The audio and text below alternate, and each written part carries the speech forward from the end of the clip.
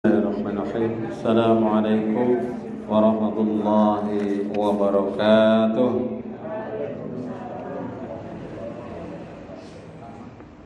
Alhamdulillah nahmaduhu wa nasta'inuhu wa nastaghfiruh wa na'udzu billahi min shururi anfusina wa min sayyiati a'malina may yahdihillahu fala mudilla lahu wa may yudlilhu fala hadiya lahu.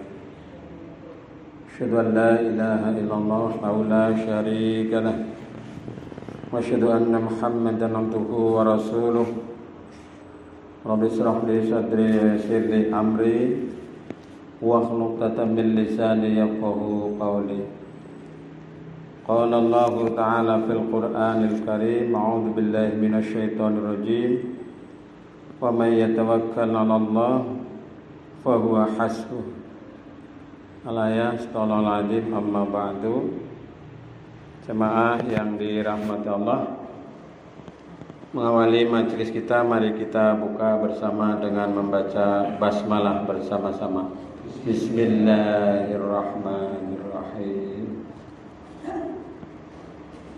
Yang pertama harus kita lakukan adalah bagaimana ajakan para ustadz, para mubalik, para khotib, kita senantiasa bersyukur kepada Allah Subhanahu wa ta'ala.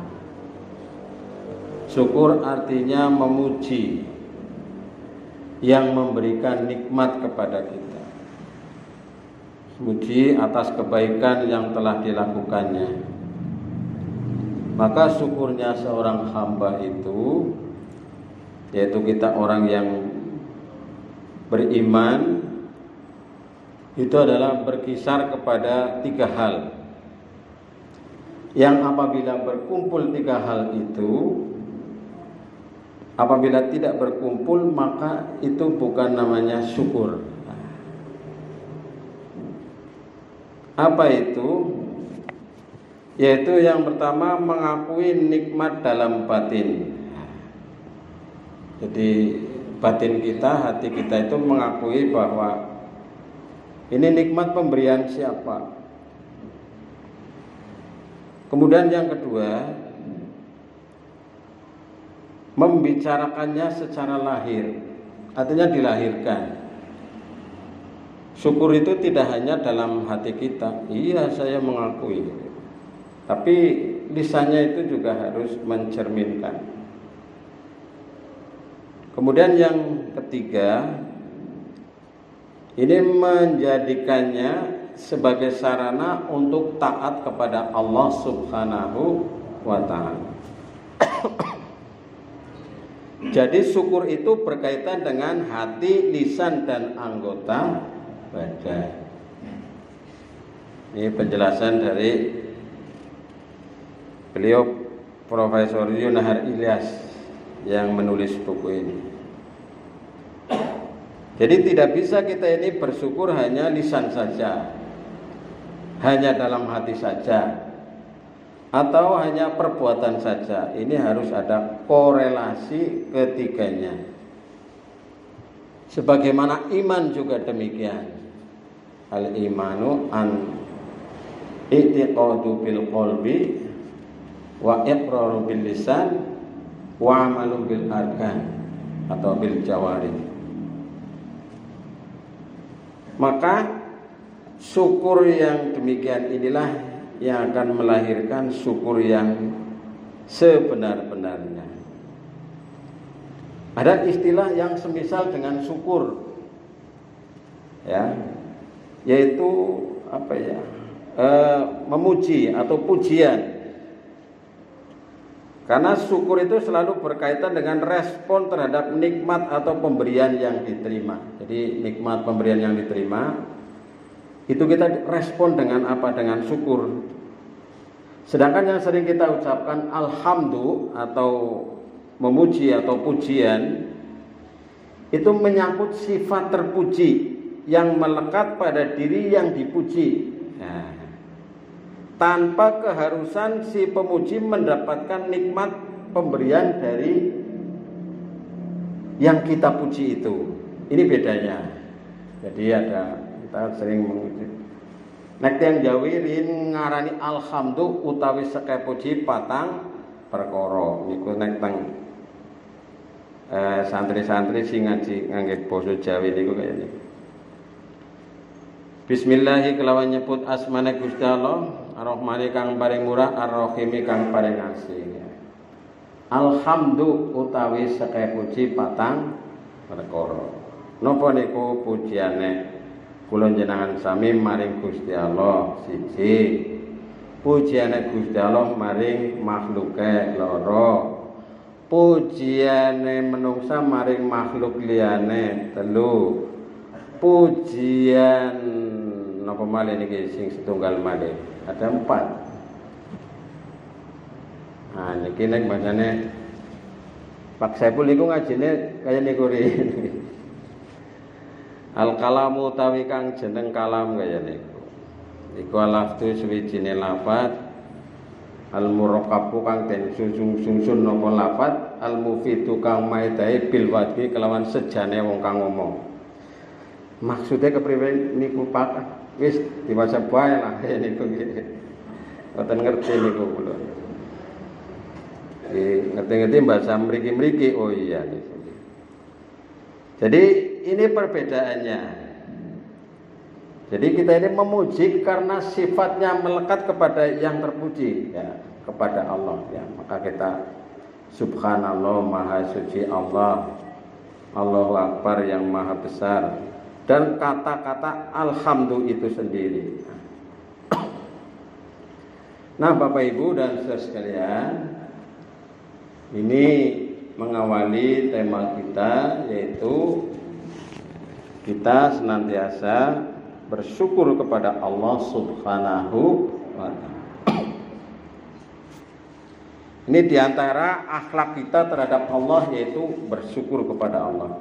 Dengan demikian jamaah sekalian, aspek syukur itu menyangkut 3 hal tadi, ya, yaitu hati, lisan, dan jawarih atau anggota badan. Maka misalnya seorang bersyukur atas harta kekayaan yang diterimanya,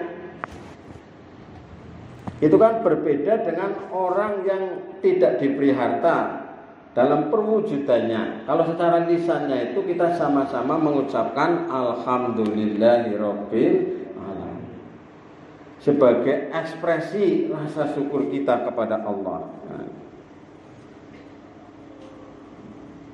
Maka syukur itu harus diimbangi dengan nikmat yang diberikan oleh Allah.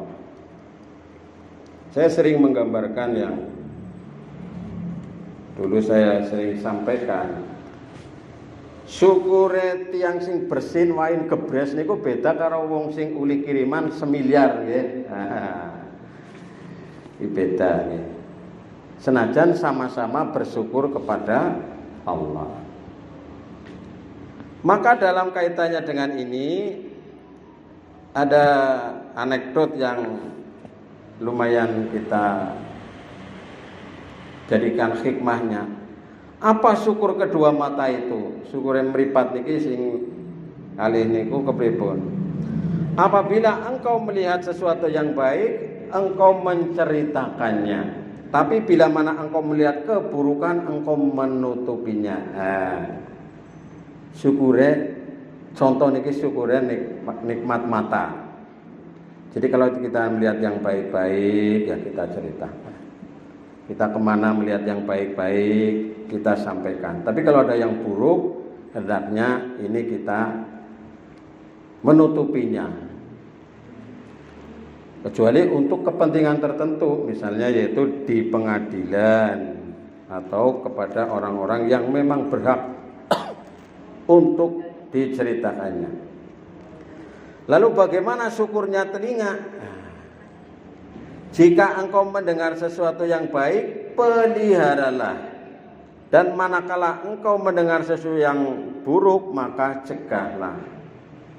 Jadi ini syukurnya, ini sebagai contoh. Syukurnya telinga, kita memiliki telinga, mendengar sesuatu yang baik, peliharalah. Nah ini merupakan dialog ya antara seorang laki-laki dengan salah satu ulama yaitu Imam Abu Hasan. Kemudian yang berikutnya bagaimana syukurnya tangan itu, ini tangan, kedua tangan kita. Jangan mau ngambil sesuatu yang bukan milikmu. Dan janganlah engkau menolak hak Allah yang ada pada kedua tanganmu. Jadi kalau bukan milik kita, hendaknya kita tidak mengambilnya. Ya kalau dicari dalil-dalil untuk mengambil bisa Pak. Yo ini kan yang semua yang di dunia kan milik Allah Subhanahu wa Ta'ala. Tapi di situ kan ada hak-hak seseorang yang itu ada dalam Maqasidus Syar'i itu kan ada yang harus dipelihara itu ya. Ada memelihara harta, memelihara nyawa, memelihara nasab atau keturunan dan seterusnya. Nah, ini akhlak kedua tangan ini sebagai contohnya. Kalau syukurnya perut itu bagaimana? Hendaklah bawahnya berisi makanan, sedang atasnya penuh dengan ilmu. Abot ya. Jadi sing bagian ngisor isine panganan, sing bagian dhuwur isine ngilmu. Kemudian bagaimana syukurnya kemaluan itu? Nah, ini kata laki-laki kemudian dijawab oleh Imam Abu Hasan ini. Lalu dibacakannya surat Al-Mu'minun ayat 1 sampai 7. Ya, qad aflahal mu'minun dan seterusnya. Sesungguhnya beruntunglah orang yang beriman, kemudian disebutkan dan seterusnya. Kemudian di situ ada kata-kata dan orang yang menjaga kemaluannya. Kecuali terhadap istri mereka, budak mereka miliki, maka sesungguhnya mereka dalam hal ini tiada tercela. Barang siapa yang mencari yang dibalik itu, maka mereka itulah orang-orang yang melampaui batas. Jadi ini bagaimana kita ini mensyukuri, ya, syukur kita diberi, mohon maaf, kemaluan gitu. Kan itu salah satu perangkat untuk meraih kebahagiaan kenikmatan dunia juga, sehingga ini bisa menyelamatkan kita sampai di akhirat. Lalu yang terakhir ditanyakan oleh laki-laki ini kepada ulama Imam Abu Hasan ini, bagaimana syukurnya kaki itu yang terakhir?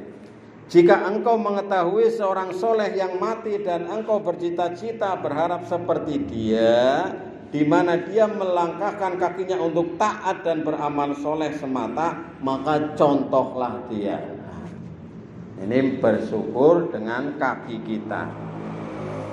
Dan apabila engkau melihat seorang yang mati, engkau membencinya, maka bencilah amalnya, maka engkau menjadi orang yang bersyukur. Jadi ini sebagai ya anekdot lah, untuk bisa diambil hikmahnya, kisah-kisah semacam ini yang oleh Abu Hasan ini menutup jawabannya dengan mengatakan bahwa orang yang bersyukur dengan lisannya saja tanpa dibuktikan dengan perbuatan dan sikap, maka dia diibaratkan seorang laki-laki yang punya pakaian lalu ia pegang ujungnya saja tidak dipakai. Jadi punya pakaian tapi tidak dipakai. Nah ini jemaah sekalian yang dirahmati Allah, di antara dimensi dari syukur itu sendiri. Jadi ini saya langsung masuk materi ya cekat-cekat karena waktu maghrib biasanya hanya sebentar. Lalu jamaah sekalian yang dirahmati Allah, apa itu keutamaan bersyukur kepada Allah? Orang yang bersyukur kepada Allah itu oleh Allah disebut bahwa dia bersyukur untuk dirinya sendiri. Sebenarnya Allah itu kan tidak butuh pengabdian kita, tidak butuh kita ini berterima kasih kepada Allah. Tapi kitalah yang butuh bersyukur kepada Allah. Karena Allah itu tidak terpengaruh oleh hambanya. Ya hambanya sedunia ini beribadah semua kepada Allah, ya Allah tetap maha kuasa, maha besar, maha agung, maha suci dan seterusnya. Andai kata hamba-hamba sealam ini hanya separuh yang menyembah kepada Allah, yang mengabdi kepada Allah, entah Allah juga tidak berkurang kekuasaannya. Maka sebenarnya orang yang bersyukur kepada Allah ini adalah dia bersyukur untuk dirinya sendiri. Wa may yashkur fa innama yashkuru li nafsihi. Wa man kafara fa innallaha ghaniyyun hamid. Dan barang siapa yang bersyukur kepada Allah, maka sesungguhnya dia bersyukur untuk dirinya sendiri. Bukan untuk orang lain. Dan barang siapa yang tidak bersyukur, maka sesungguhnya Allah maha kaya. Nah ini, maha kaya lagi maha terpuji. Jadi fa innallaha ghaniyyun hamid. Sesungguhnya Allah itu maha kaya lagi maha terpuji. Mboten ngaruh kula panjenengan sami niku kepada Allah Subhanahu wa taala. Sing berpengaruh niku kepada diri kita masing-masing. Nah ini yang seringkali tidak kita sadari. Maka orang yang bersyukur kepada Allah itu pada ayat yang sering kita dengar itu pasti akan ditambah nikmatnya oleh Allah. Niki sing ayat sing paling hafal, banyak juga anak-anak kita juga hafal, hampir semua kita juga hafal kaum muslimin. La in syakartum la azidannakum wa la in kafartum inna adzabi lasyadid. Sesungguhnya jika kamu bersyukur, kata Allah, pasti ya kami akan menambah nikmat kepadamu. Dan jika kamu mengingkari, artinya kufur, orang mengakui mari gawe nikmat, maka sesungguhnya azabku sangatlah pedih. Jadi Allah ini membuat baik itu wa'ad maupun wa'id, ancaman maupun janji, itu di belakangnya kata-kata yang indah sekali. Tadi ketika menyebut orang yang tidak mau bersyukur, Allah itu menutup dengan kata-kata fa innallaha ghaniyyun hamid. Sesungguhnya Allah itu maha kaya lagi maha terpuji. Jadi kita ini memuji kepada Allah tidak menambah kekuasaan Allah. Kalau kita tidak memuji kepada Allah, tidak mengurangi kekuasaan Allah, justru kita yang rugi sendiri. Termasuk tadi dalam konteks kita ini bersyukur kepada Allah, akan ditambah nikmatnya oleh Allah. Dan siapa yang tidak bersyukur kepada Allah, yaitu kufur terhadap nikmat Allah, Allah itu kemudian di belakang dengan halus sekali menyatakan inna adzabi lasyadid. Sesungguhnya siksaku sangatlah pedih. Dan ini hendaknya menjadi pelajaran bagi kita. Kita itu kadang-kadang ya beriman ini kan baru sebatas kadang-kadang di lisan saja. Belum sampai ke hati. Sehingga orang bersyukur pun itu juga berat. Maka dalam Quran itu kan dalam banyak ayat itu disebut qalilam ma tashkurun. Sedikit sekali orang yang mau, sedikit orang sekali yang bisa bersyukur kepada Allah. Nah kita ini mudah-mudahan termasuk golongannya yang bersyukur kepada Allah. Kemarin Pak Saiful menyampaikan sedikit itu. Saya kan sambil bercanda gitu kan, ketika mengomentari kurban. Kurban di wilayah Cikobang itu tidak semuanya orang kaya-kaya raya semuanya. Mungkin ada yang bakul jamba, bakul tempe, bakul apa begitu. Ya kalau yang kaya-kaya udah biasalah. Udah mewajibkan dirinya gitu. Tapi yang mungkin yang lain-lain itu kan kemudian Pak Saiful katanya ini udah beberapa teman itu ketika habis kurban itu rezekinya tambah kathah niku Pak. Jadi Pak Saiful itu saya baca itu saya perhatikan kemarin. Oh iya, ya boleh jadi itu balasan secara langsung ya, secara lahiriah. Jadi kita itu kadang-kadang mengukur rizki itu dengan nalar kita. Padahal Allah itu memberikan rizki kepada kita itu di luar nalar kita. Artinya Allah itu memberi rizki, mencukupkan rizki kepada siapa saja yang lahir ke dunia ini. Sehingga kadang-kadang kalau jenengan sami seolah-olah kita yang memberikan rizki kepada orang-orang, misalnya pada anak-anak kita. Apa yang memberi rizki kepada anak-anak kita itu kita, bukan itu. Allah itu. Logikanya kalau yang misalnya mohon maaf, yang tidak punya anak kan nggak banyak tanggungannya ya. Misal ini kan contoh, kalau misalnya diukur dengan logika matematik, nggak punya tanggungan, harusnya dia punya investasi yang banyak, bisa mengumpulkan yang banyak. Punya anak satu dia berkurang, anak dua, anak tiga, anak empat, anak lima, dan seterusnya. Tapi Allah tidak logikanya. Bahkan Allah itu pada ayat yang lain kan menyampaikan bahwa perumpamaan orang yang berinfak dengan 1 bulir itu akan menumbuhkan 7 bulir, yang masing-masing 7 bulir itu akan menumbuhkan 100 ya. Itu kan untuk menggiring pemikiran kita agar kita itu ya infak orang kita setitik begitu ya. Ya infak orang kita akeh begitu ya. Akeh lebih apik, akeh ikhlas lebih apik timbang setitik ora. Wis sing terjadi kayak wis setitik ora ikhlas. Ya mending akeh ikhlas lah. Tapi ikhlas enggak usah didramatisir lah, mengalir saja ya. Ikhlas itu nanti akan berproses, insya Allah mudah-mudahan semuanya yang berinfak, yang dilandasi dengan iman itu insya Allah nanti pada akhirnya itu menjadi ikhlas, insya Allah. Ya awalnya mungkin kadang-kadang terpaksa, ya nanti berproses, terpaksanya hilang menjadi ikhlas mudah-mudahan. Mungkin beramal karena rikuh, ya rikuhnya mungkin awalnya lama-lama, buat apa saya rikuh? Nah, akhirnya jadi ikhlas. Awalnya mungkin pamer-pameran, tapi lama-lama karena pamer-pameran buat apa? Lama-lama ikhlas dengan sendirinya, jika itu dibiasakan. Orang berjamaah, sholat berjamaah, awalnya mungkin dia belum pernah jamaah kok jamaah, itu kan kikuk ya, tengok kanan kiri dia. Ada orang ya mau ke masjid kan gitu. Tapi nanti kalau sudah biasa ya mungkin ya pakai ya dia agak berlebihan mungkin biar tidak lama-lama ya biasa. Inilah proses manusia Bapak Ibu Saudara sekalian. Jadi ini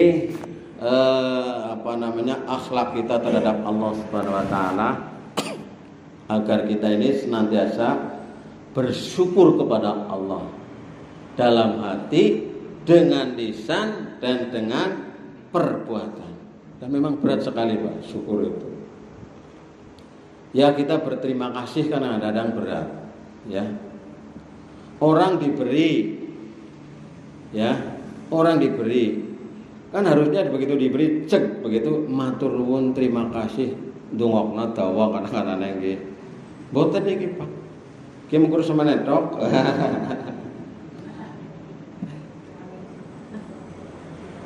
Lah ya wallahu alam kae sing diwae mukur 1000 perak nang ngaring jenengan golek ndonga nganti seprapat jam. Matur nuwun Pak Haji. Mudah-mudahan sehat, lancar, rezeki lancar, ana barokah ndongane golek amin. Golek amin nganti kesel.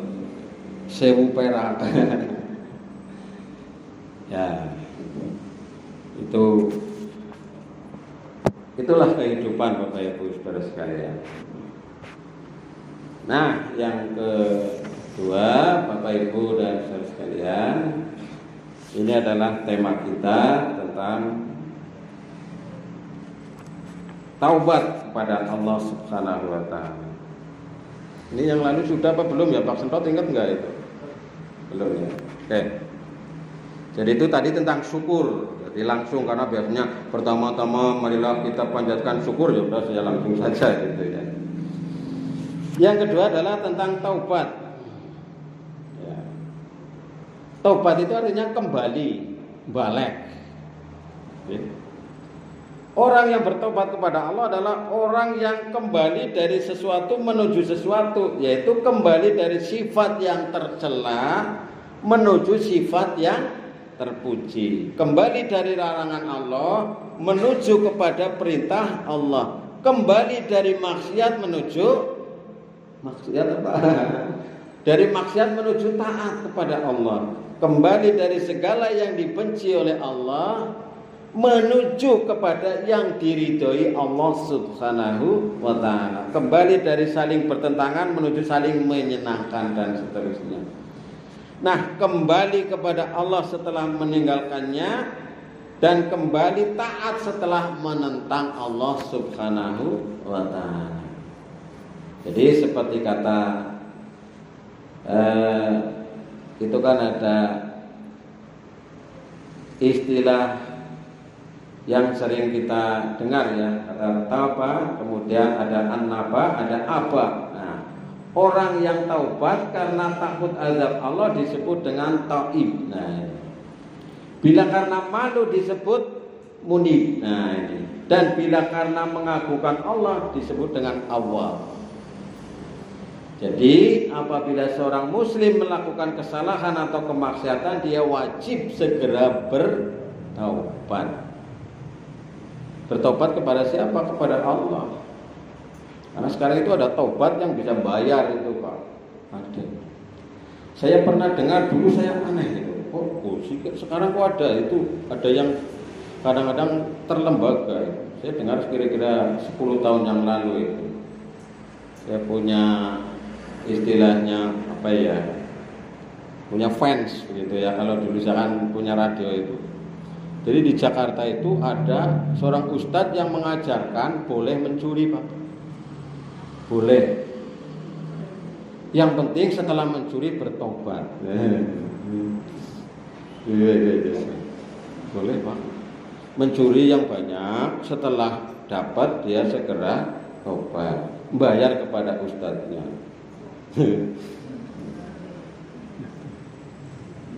Nah, tapi rupanya itu juga mungkin ada ya yang kemudian dengan pemikiran-pemikiran liarnya itu dilembagakan dan seterusnya. Tapi itu sudah banyak itu. Di Jakarta, di daerah-daerah tertentu ada paham-paham yang itu. Mohon maaf, ada yang berzina itu boleh. Yang penting setelah itu bertobat. Diajari tobatnya. Nah, bukan itu nanti yang kita maksud, jamaah sekalian.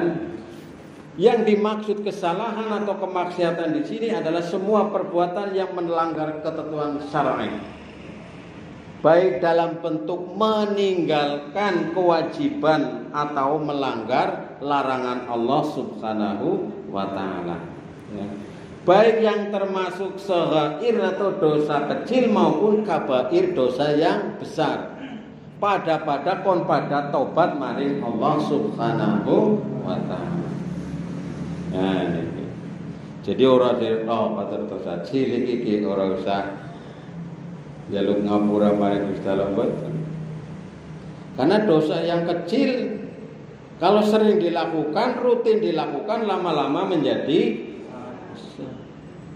kata pepatah ibu-ibu zaman mien, sedikit demi sedikit lama-lama jadi bukit. Jadi bukit Uhud nanti, jadi bukit Badar, jadi bukit Sur. Tapi dosa berapapun dosa besarnya dosa itu, kalau sering bertobat maka insya Allah tidak ada istilah dosa besar. Maka dalam Quran itu Allah Subhanahu wa taala menyampaikan ketika menyinggung masalah dosa yang paling besar yaitu syirik, Allah itu menyampaikan innallaha la yaghfiru an yushraka bihi wa yaghfiru ma duna dzalika liman yasha. Allah tidak mengampuni dosa syirik dan mengampuni dosa selain syirik bagi siapa saja yang dikehendaki, artinya yang diterima oleh Allah. Jadi poma kita jangan melakukan dosa yang besar yaitu syirik. yang tidak bisa diampuni oleh Allah kecuali sebelum wafat mohon ampun atau istighfar atau tobat kepada Allah Subhanahu wa taala. Maka Allah dalam surat An-Nur ya, surat yang ke-24 ayat 31 menyampaikan wa tubu ilallahi jami'an, dan bertaubatlah kamu sekalian kepada Allah hai orang-orang yang beriman supaya kamu beruntung. Ayyuhal mu'minuna la'allakum tuflihun. Perintah bertobat kepada orang yang beriman. Jadi kadang-kadang orang beriman juga masih punya dosa nih. Pak Ustadz, Pak Kiai emang nggak punya dosa? Bisa jadi walau alam Pak Kiai ini dosanya lebih. Maka saya senang ketika MH itu menyinggung masalah ini. Jadi kita ini jangan suka tertipu oleh bacaan MH itu adalah materialistik, simbol-simbol. Apa wong sing sering kuplukan terus kayak wong sing ngalim, wong sing soleh, wong sing orang dosa? Belum tentu kan. Apakah orang yang pakai sorban, pakai jubah yang itu adalah orang yang paling dekat dengan Allah? Belum tentu. Bisa jadi iya tapi belum tentu. Maka kita jangan tertipu oleh yang sifatnya lahiriah. Walaupun ini simbol-simbol itu penting, tapi kita jangan tertipu oleh simbol, kata Profesor Syafiq Mughni. Jadi perintah tobat dalam Quran itu banyak sekali. Di antaranya tadi surat An-Nur ayat 31. Kemudian juga dalam surat At-Tahrim ayat 8. Ya ayyuhalladzina amanu tubu ilallahi taubatan nasuha. Hei orang yang beriman, taubatlah kamu sekalian kepada Allah dengan taubat yang sebenar-benarnya. Yang sering kita dengar adalah istilah taubatan nasuha, taubat yang sebenar-benarnya. Tuhan kamu akan menghapus kesalahanmu dan memasukkan kamu ke dalam surga yang mengalir di bawahnya sungai-sungai. Surat At-Tahrim ayat 8. Jadi Allah menyampaikan pesan kepada orang-orang yang beriman, bertaubatlah kepada Allah dengan taubat yang sebenar-benarnya. Lalu pertanyaannya, kenapa seorang itu harus bertobat? Ya kita ini kan beruntung ya Pak. Umat beruntung itu umatnya Nabi Muhammad. Kalau umatnya umat terdahulu, kalau secara kolektif, secara masif, secara umum itu perbuatan dosa sudah melanda, perbuatan maksiat sudah berlebih, maka dia akan langsung diadab oleh Allah Subhanahu wa taala. Nah, contohnya kaumnya Nabi Nuh itu, kaumnya Nabi Lut, ini diadab. Kalau jenengan sami ditunggu, malah kadang-kadang wong sing akeh maksiate umure luwih dawa. Awet temen iki ditunggu tobat nang Gusti Allah, eman banget iki Gusti Allah. Yang sing alim sing pinter malah cepet-cepet dipanggil nang Gusti Allah. Sebagian orang merencanakan untuk bertobat setelah tua, kan ya gitu. Muda foya-foya kan begitu. Nanti bertobat ketika sudah tua. Atau setelah merasa puas memperturutkan hawa nafsunya. Rencana itu sangat spekulatif. Ya. Karena tidak seorang pun yang yang bisa menjamin umurnya panjang. Kalau seorang berencana untuk bertaubat setelah umur 40 tahun misalnya, dia umurnya misalnya 25 tahun gitu ya. Bagaimana kalau umur 39 tahun dia mati, dia wafat? Nah, karena setiap orang pasti akan mati. Dan kematian ini adalah sebuah misteri, tidak ada yang tahu. Tidak ada yang tahu. Oleh sebab itu seorang muslim meyakini bahwa dia telah berbuat kesalahan atau kemaksiatan harus bertobat kepada Allah. Bahkan seorang muslim dianjurkan untuk selalu bertobat sekalipun dia tidak mengetahui kesalahan dirinya. Nabi Muhammad kula njenengan sami pun pirsa nggih tiyang ingkang maksum, terbebas dari dosa. Geng golek njaluk ngapura maring Gusti Allah niku ping kupang kaping nggih sehari semalam itu. Lah kula panjenengan sami sing jelas-jelas gak ada dosa, gak ada salah, gak ada maksiat, kok sampai tidak mau bertobat kepada Allah, itu kan sebuah ironi. Sesuatu yang aneh.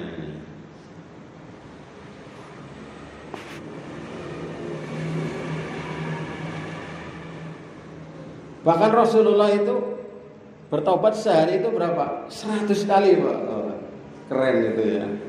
Luar biasa. Maka Rasulullah dalam hadis Muslim menyampaikan, hai manusia, bertobatlah dan mintalah ampun kamu kepada Allah, karena sesungguhnya saya bertaubat 100 kali dalam sehari. Ya, kula jenengan sami syukur-syukur lebih ya. Astagfirullahaladzim, astagfirullahaladzim niku nggih. Kula nyuwun pangapura Gusti gitu ya, kayak doanya Nabi Adam apa siapa itu? Rabbana zalamna anfusana wa illam taghfir lana wa tarhamna lanakunanna minal khasirin. Niki termasuk doa sing awal-awal zaman cilik kula niku diceritani nang bapak kene zamane Nabi Adam lagi golati Hawa niku karo dongane. Kalau sok gua puji-pujian niku. Jadi Rasulullah sebagai sebaik-baik makhluk, sebaik-baik manusia yang diciptakan Allah, dia tidak pernah meninggalkan larangan Allah, ya. Dia tidak pernah meninggalkan perintah Allah dan tidak pernah melaksanakan larangan Allah. Dia bertaubat, ya. Luar biasa itu kan. Maka kita ini yang tidak pernah luput dari kesalahan, hendaklah senang gemar bertaubat kepada Allah. Karena kita ini sudah ya mun dadi mrikone cara zaman ngene iki wis kang penjurone kaya niku wis kawit lair rek. Kullu bani Adam khata'. Setiap manusia dapat berbuat salah. Wa khairul khata'in at-tawwabun. Sebaik-baik orang yang bersalah adalah orang yang bertobat kepada Allah. Ini hadis yang cukup populer juga ini. Diriwayatkan oleh Tirmidzi, Ibnu Majah dan Hakim. Maka Bapak Ibu dan saudara sekalian, kita sebagai manusia hendaklah senang, gemar dan selalu bertobat kepada Allah Subhanahu wa taala. Isanya jam berapa ini? 18.5. Oh, bentar lagi ya. Ya. Jadi kita ini hendaknya gemar bertobat karena kita manusia. Yang dalam hadis yang sering kita dengar ini, al insanu makhlul khata' wa nis. Menungsa gue kadang salah, kadang kelalen. Kadang kelalen, kadang salah. Kadang-kadang lorone. Wis salah, lalen. Menungsa gue. Mulai zaman sini kira. Puasa ya rame, nang masjid ya rame, tapi nang dalan lebih rame. Jajal dihitung dengan mengadakan penelitian S1, S2, S3. Warga Kecamatan Majenang, warga Muslim ini ya, yang sholat rajin itu berapa persen? Udah, yang bisa baca Quran berapa persen? Misalnya, belum yang lebih spesifik yang lain yang mandan berat-berat. Sing zakat pirang persen? Coba nang angen-angene kula panjenengan sampai sekecamatan wong Islam. Sing zakat pirang persen? Padahal dia sudah memenuhi syarat untuk berzakat. Jadi ini memang kewajiban kita yang memang berat ya. Nah, wong orang melaksanakan sesuatu, melaksanakan kewajiban itu kan dosa. Yang harusnya zakat, dia tidak zakat, dia dosa. Kewajiban kita ini mengingatkan, makanya ya kita ada lazismu, ada kita membuka kotak infak dan sebagainya gitu kan. Dalam rangka sebenarnya kita ya berdakwah mengingatkan supaya orang-orang ini bisa memenuhi kewajibannya. Lalu Bapak Ibu dan sekalian, tidak ada istilah terlambat dalam bertobat. Terlambat dalam tobat itu dalam dua hal, Bapak Ibu. Sing jenenge terlambat tobat kuwi dua ana rong perkara. Liyane niku masih bisa. Satu, ketika nyawa sudah di kerongkongan.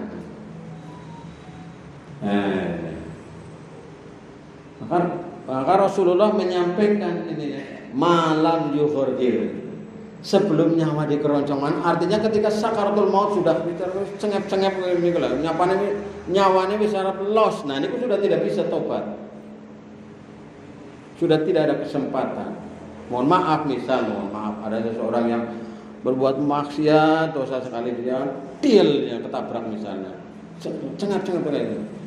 Nah, tidak bisa.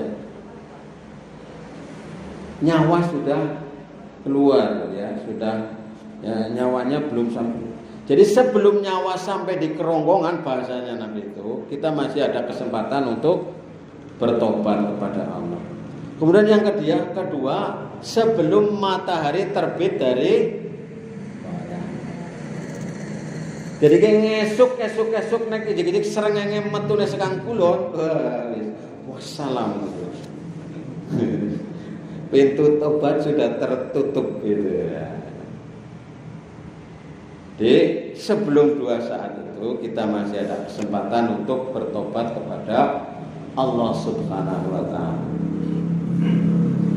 Jadi kita jangan sampai merasa, lah wis kadung ya wis terus nah. Apa sih wis kadung guder ya sisan gawe. Jangan begitu. Cepat-cepat mentas. Masih ada waktu.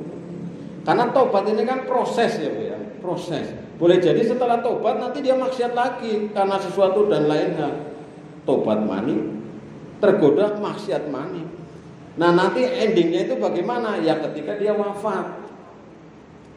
Wafatnya itu dalam keadaan yang dia bermaksiat atau dia dalam keadaan bertobat kepada Allah Subhanahu wa Ta'ala. Jangan pernah kita ini berhenti bertobat kepada Allah, karena boleh jadi nyawa kita ini dikeluarkan oleh Allah pada saat-saat yang tidak kita duga. Tidak ada yang tahu, tidak ada yang, ya kayak jamaah haji kita dari Cilacap itu kan ada yang wafat di sana ya. Ini Pak Haji Maslahuddin itu dari Kabupaten ya. Dia pembimbing, dia apa? Ya malah banyak dititipi badal haji. Meninggal. Ya sudah menjadi takdir Allah Subhanahu wa Ta'ala. Bahkan ulama karismatik yang terkenal itu, Mbah Maimun juga wafatnya di Mekah. Apa jaluk wafat nang teng mriku mboten, itu rahasia dari Allah Subhanahu wa Ta'ala. Nah, yang terakhir Bapak Ibu dan saudara sekalian, ada 5 dimensi dalam bertobat. Ya, 5 dimensi, 5 aspek. Yang pertama adalah menyadari kesalahan. Menyadari kesalahan. Jadi sadar, oh ya aku salah. Aku mau turu jam 11, tangi jam tengah 4. Berarti ora sembayang duhur, kudu cepet-cepet njaluk ngapura maring Allah Subhanahu wa Ta'ala. Aja ngono aku turu ya merasa. Karena sudah mendekati waktu duhur. Nah, misalnya kayak gini sekarang sudah bunyi tweet ngisa turu. Lah kan wis krungu kae. Krungu sirine waktu ngisa turu. Tangi-tangi jam tengah 6. Nah, jadi yang pertama itu adalah menyadari kesalahan. Ini kadang angel ya, menyadari kesalahan ya angel. Apa meneh urusannya karo sesama ora rebutan salah, malah jadi isine rebutan bener. Wae sing salah, aku mau ora. Aku tahu salah ora, aku tahu ora. Ini pokoknya 1001 macam alasan itu. Nah. Kemudian yang kedua, menyesali kesalahan. Maka ada hadis yang sangat pendek itu, an-nadamu taubatun. Menyesali itu ya taubat. Jadi perwujudan taubat ya menyesal itu. Ya kayak haji, ya Arafah. Tidak ada haji kecuali dia ke Arafah, wukuf di Arafah. Kalau dia tidak wukuf di Arafah berarti dia hajinya tidak sah. Walaupun mungkin ada wukuf, istilahnya wukuf apa itu, safari. Nah, wukuf safari itu wukuf bagi orang yang sakit, diampirna orang ketang sedela. Jadi kadang ada orang itu yang berbuat dosa, berbuat maksiat tapi bangga bangun dosa. Ya, repot nih gue. Yang dalam lagunya Ebit itu disindir itu. Mungkin Tuhan mulai bosan melihat tingkah kita kan gitu. Yang bangga dengan dosa-dosa. Bangga nyoba. Molimo wis orang mukur molimo. Nemo. Bangga. Maka kita tidak boleh berbangga, kita harus mengakui kesalahan ya Allah gitu. Jadi ini kita harus menyesal, menangis gitu ya, menyesali perbuatan dosa, takut kepada azabnya neraka dan seterusnya. Jangan malah bangga. Poma di poma kalau panjenengan sami nek berbuat dosa aja diceritakan maring wong liya gitu. Engko merekna angel oleh tobaté wong liya pada ngerti. Apa maning di share nang ngaring Facebook, YouTube, Instagram, terus di TikTok, waduh, berbuat maksiat Pak. Lah, luput niku nggih. Wong padha ngerti kabeh. Nah, itu kan sama saja mengumbar aurat sendiri. Maka ini yang kedua, menyesali perbuatan, menyesali kesalahan, menyesali. Kemudian yang ketiga, memohon ampun kepada Allah. Astagfirullahaladzim. Maka dalam hadis riwayat Tabrani disampaikan, tidak ada dosa besar dengan istighfar dan tidak ada dosa kecil kalau diulang-ulang. Tadi yang di awal saya sampaikan itu. Ini aspek yang ketiga. Kemudian yang keempat, berjanji tidak akan mengulangi janji. Ya Allah, kula nyuwun ngapura, kula mboten bakal mbaleni maning. Wis cukup sepisan ganu kae, ganu mukur separo tok. Misalnya. Jadi bahasa desane kowe kapok. Kapok. Aja maning. Aja nganti bahasane kowe tuman. Tuman kowe dhuwure ikih. Lah kaderanu setitik ikih. Lah kader langka wong ikih. Nah, ini. Maka dalam hadis Rasulullah ini diingatkan. Kemudian yang kelima, aspeknya adalah menutupi kesalahan masa lalu dengan amal soleh. Jadi ya yang lalu biarlah berlalu.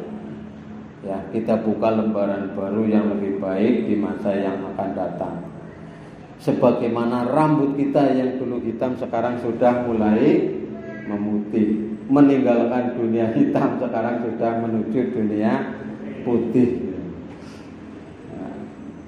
Perumpamaan saja itu ya.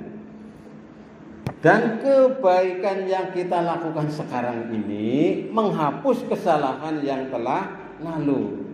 Nabi itu dalam hadis ini sering dibaca hadisnya oleh Pak Kiai Masbur itu ya. Ittaqillaha haitsu ma kunta wa atbi'is sayyi'atal hasanata tamhuha wa khaliqin nas bi khuluqin hasan. Bertakwalah kamu kepada Allah dimanapun kamu berada dan iringilah perbuatan jahatmu dengan perbuatan baik. Maka kebaikan itu akan menghapusnya.